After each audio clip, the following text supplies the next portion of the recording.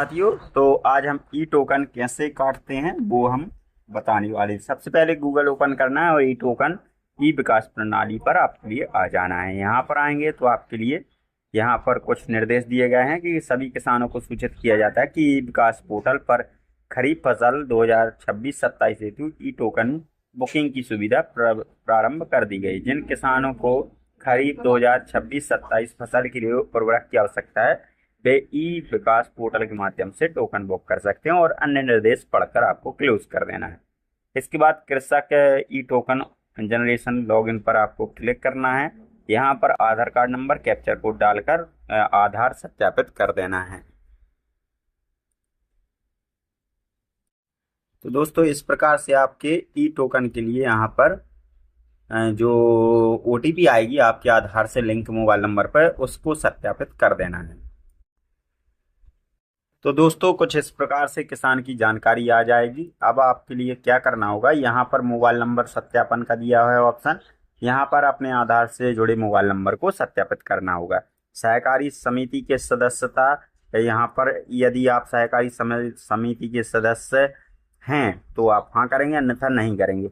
चूंकि आप सहकारी समिति के सदस्य नहीं हैं, अतः कृपया माई फेड के डबल लॉक केंद्र या एमपी एग्रो के विक्रय केंद्र तथा प्राइवेट रिटेलर का चयन कर उर्वरक प्राप्त करने की ई टोकन सुविधा प्रदान की जाती है। यहाँ पर इस प्रकार का ये नोट्स आता है, आपको इसको पढ़ लेना है। इसके बाद व्हाट्सएप ऐप के नंबर पर अगर आप सूचना प्राप्त करना चाहते हैं तो यहाँ पर कर सकते हैं, जो कि जरूरी नहीं है।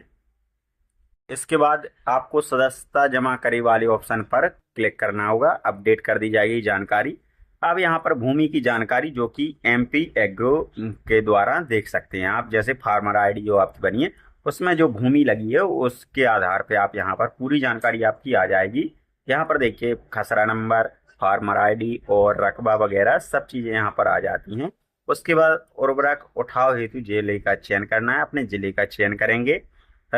खसरावार फसल विवरण दर्ज करें, तो यहाँ पर देखिए क्या आप अपनी समस्त खसरों में एक ही फसल उगाना चाहते हैं। यदि आपके अलग अलग खसरों में अलग अलग आप फसल उगाना चाहते हैं तो उसके हिसाब से आप करेंगे।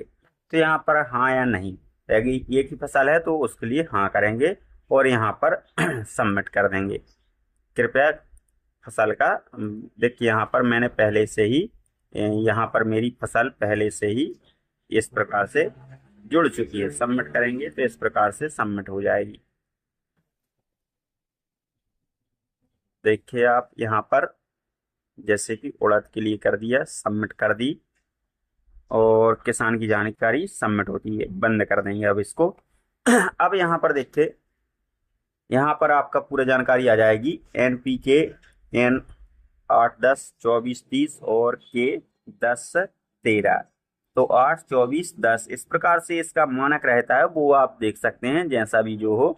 उपरोक्त खसरे में 31 अगस्त 2026 के पश्चात ही फसल का पुनः उर्वरक प्रदान किया जाएगा। मतलब आपकी 31 अगस्त 2026 तक ये लॉक हो जाती है।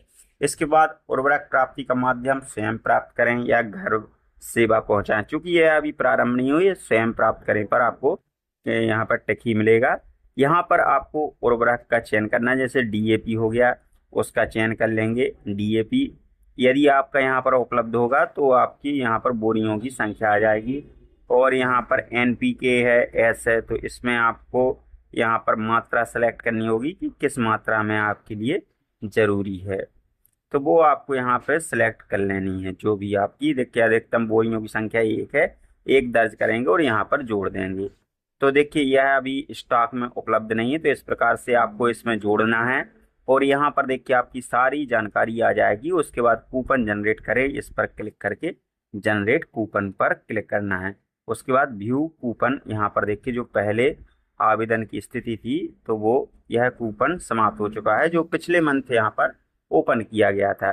तो इस प्रकार से आप सारी जानकारी देख सकते हैं और अपना टोकन स्वयं से ही घर पर निकाल सकते हैं।